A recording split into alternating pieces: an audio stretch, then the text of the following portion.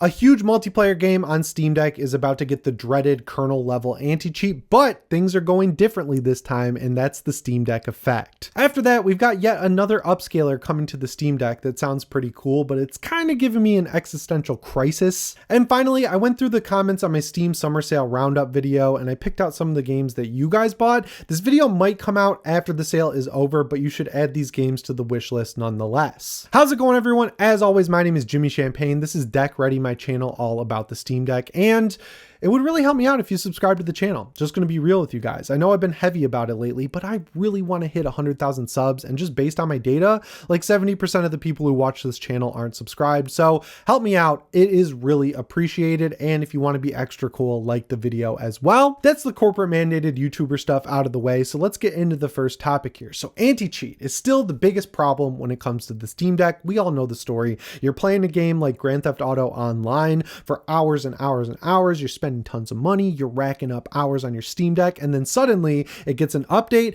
You go to play it after that update, the game is broken, and you get some weird comment about cheating from the developer when it really results in they don't want to spend the money for an anti-cheat solution that will work on the Steam Deck, and that game is effectively broken. And that creates a lot of problems because A, you spent money on that game, you should be able to play it on your Steam Deck. I don't care what excuse the publisher has. If it ever worked at some point, it should continue to work into the future, which is what I think that whole stop killing games thing is about, which you should definitely support and sign the petition for. And if the game doesn't work on Linux or Steam Deck, if you have a millions big player base there, there's no reason not to support it. Even if it was 100,000 people playing on Linux, they should support anyone who wants to play the game reliably on their device from day one. And I don't think that's that big of an ask personally, especially on PC, where, you know, you kind of leave the console ecosystem to get freedom to play your games. And then you've got all these weird little caveats that get thrown in the way that ruin the entire experience, and it just puts a damper on your entire day. So every time there's a news story about a game that's been out for a while, like actual years, getting kernel level anti-cheat, we, of course, us Steam Deck gamers who spend time and money playing these games on the Steam Deck, we get a little agitated. We're like, oh, are they going to do it? Are they going to ruin the Steam Deck? And thankfully,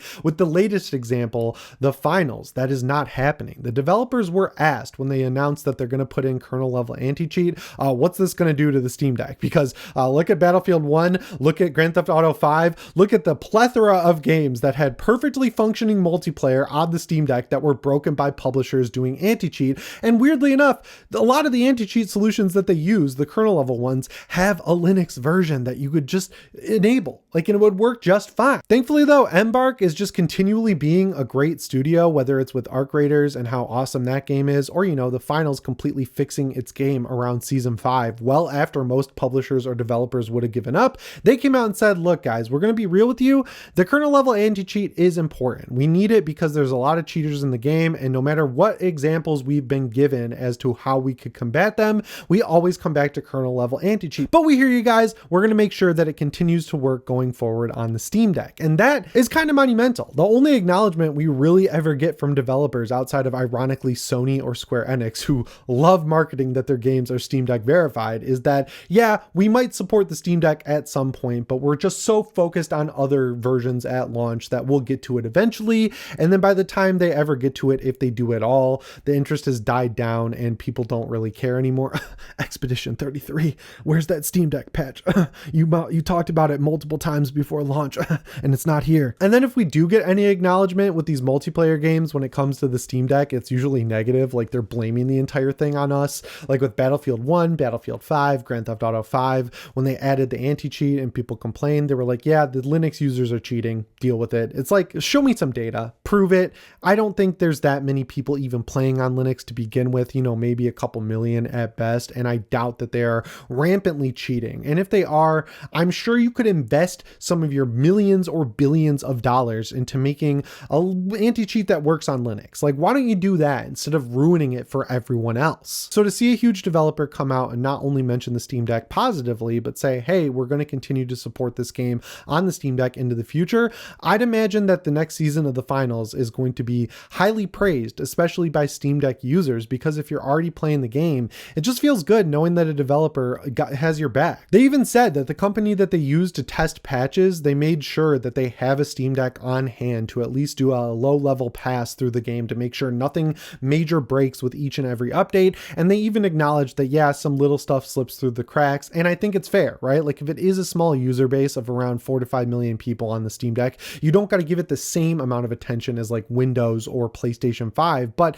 give it the amount of attention it takes to continue to have the game work. We'll deal with the little problems on the back end because that's what we do as PC gamers. I think it's a good, happy middle ground that I would be happy to deal with if every other publisher went that route. So I think this is a big moment overall, because if this goes well and they get a surge of Steam Deck players, other publishers are going to take notice. They all follow each other's tails. So if one thing goes right, everyone else will kind of do that thing. So hopefully if this does well and continues to do better on the Steam Deck, more multiplayer game publishers and developers will see the dividends that can be paid by Steam Deck users and supporting that. And for the second news story here, we got to talk about upscaling on the Steam Deck. It's fine, I would say. Like FSR continues to get better. It's still nowhere near as good as DLSS, but the kind of happy middle ground we have there happens to be XESS. Now there are problems on the one end, like the Fox. I was watching his video comparing Cyberpunk on the Switch 2 to the Steam Deck just because it's a really interesting topic, and he mentioned that XESS was broken in No Man's Sky. So he mentioned it to the developer of the game, and instead of fixing it, they just completely removed it from the Steam Deck version of the game. Not the PC version. The Steam Deck version no longer has access to XESS at all. So there are some problems to be solved on the upscaler front, but one upscaling format that seems to work really well on Windows is lossless scaling. It's a GitHub file you can download that basically injects any game with an upscaler that also adds frame generation, and it hasn't been available on Linux up until now. Now, I don't want to get your hopes up too high. It's really only the frame generation feature that's being ported over, but frame generation does come in handy if you have a console that's CPU bound, which, you know, if it's an Unreal Engine 5 game, any console or PC under the sun is going to be CPU bound because this is a CPU bound engine. I don't know how else to put it. And while I do think it's cool because frame generation is nice to double your frame rate from 30 to 60 or 60 to 120, I'm kind of having a little bit of an existential crisis because whenever anything like this comes out,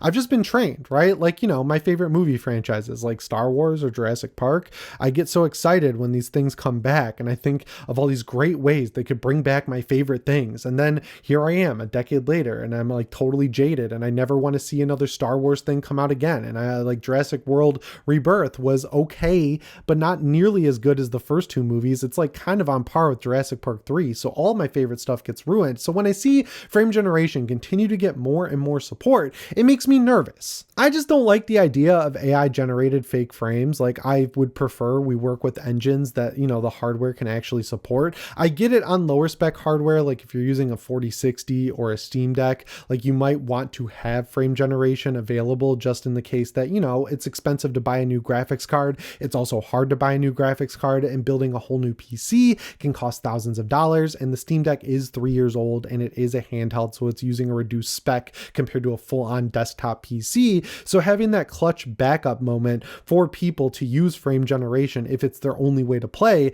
can really help with games like Oblivion Remastered or Expedition 33. So I definitely see the utility.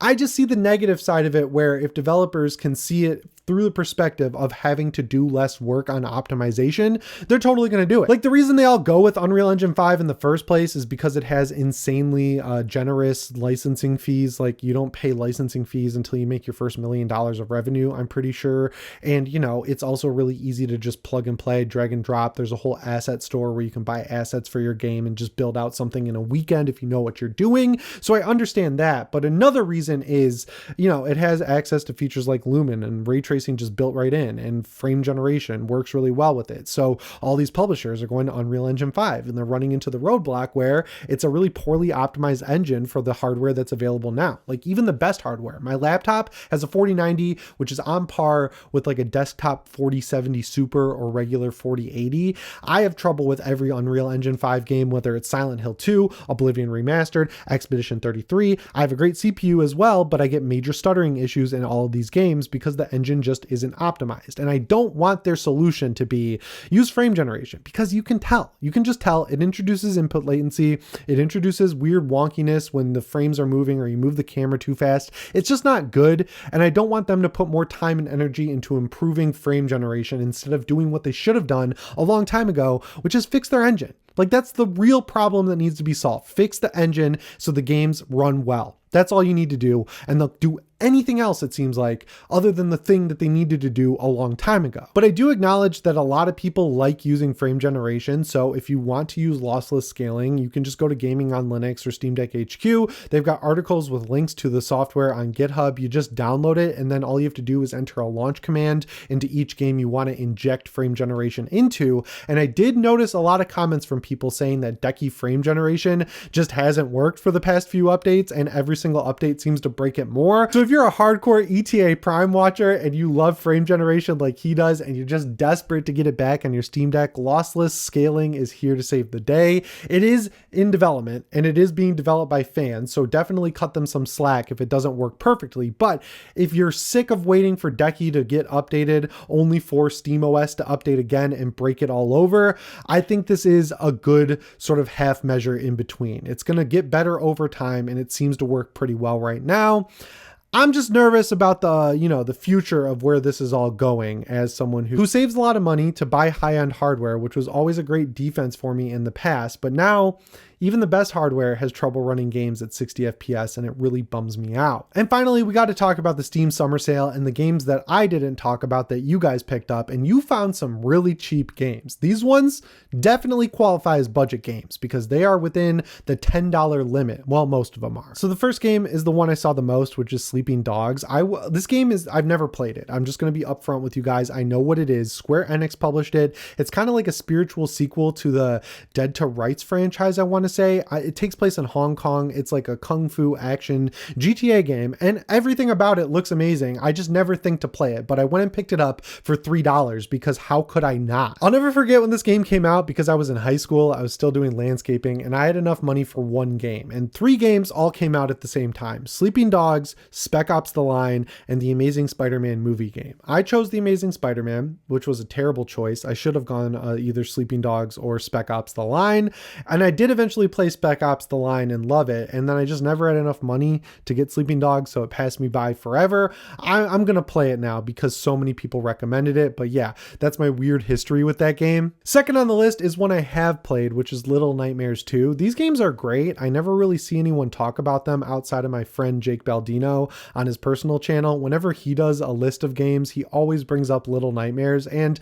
it's not gonna blow your mind. It's just like a sort of Little Big Planet style platformer that's really horror inspired. The second game I'm pretty sure is co-op, but I played it single player. It's also $3, so if you want a horror game you can get through in 1 or 2 sittings that runs great on the Steam Deck and is also getting a sequel soon with Little Nightmares 3, I don't think you can go wrong, so good recommendation there, guys. I can't believe I missed Cyberpunk 2077. It's $20 for the base game, $20 for Phantom Liberty, or $38 and some change for both of them together. A lot of people mentioned that they bought the bundle, and I think that was smart because Phantom Liberty is awesome. I will say Phantom Liberty is a little bit difficult to run. If you want great settings that will get you through the entire game at an either locked 30 or, slightly fluctuating 40 FPS, can't recommend Santiago's video enough. Another game that's been on my list that I saw mentioned a few times is Drova. It's a top-down, it's not really a Skyrim-like RPG from what I can tell, but it's like a dialogue-heavy, classic-style RPG with action-oriented combat. It looks awesome.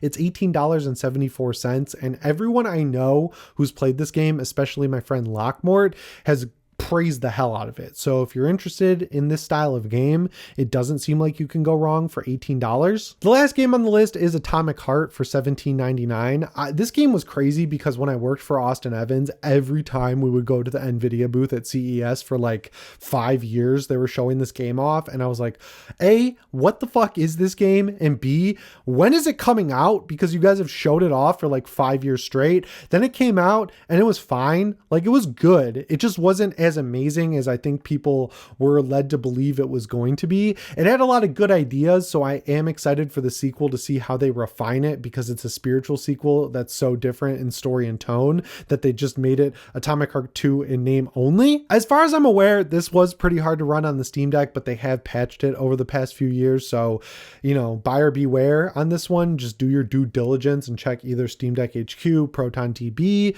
or download Deck Filter and check the game out there, because people share their settings on all the sites. When you use Deck Filter, you can just see all of the settings. But the last thing I want to talk about in this video is just giving you guys a massive thank you for watching the video where I went through the Steam sale. I said thank you when you watched my Next Fest demo roundup, but I play a lot of games. I feel like that sets me apart from a lot of the commentators on YouTube, you know, that they just don't play a lot of games, and that's why you see lists of the best Steam Deck games, and it's like Death Stranding, Kingdom Come Deliverance 1, The Witcher 3, Grand Theft Auto 5, Red Dead Redemption 2, and then 5 other, like Hades, you know, the classic games we've been seeing for 3 years. Not that there's anything wrong with that. It's just they're clearly looking at the top 20 most played games on the Steam Deck, which is generally the same every month, and just picking the top 10 and throwing a list up because they know it's going to get grabbed by the Google algorithm for SEO.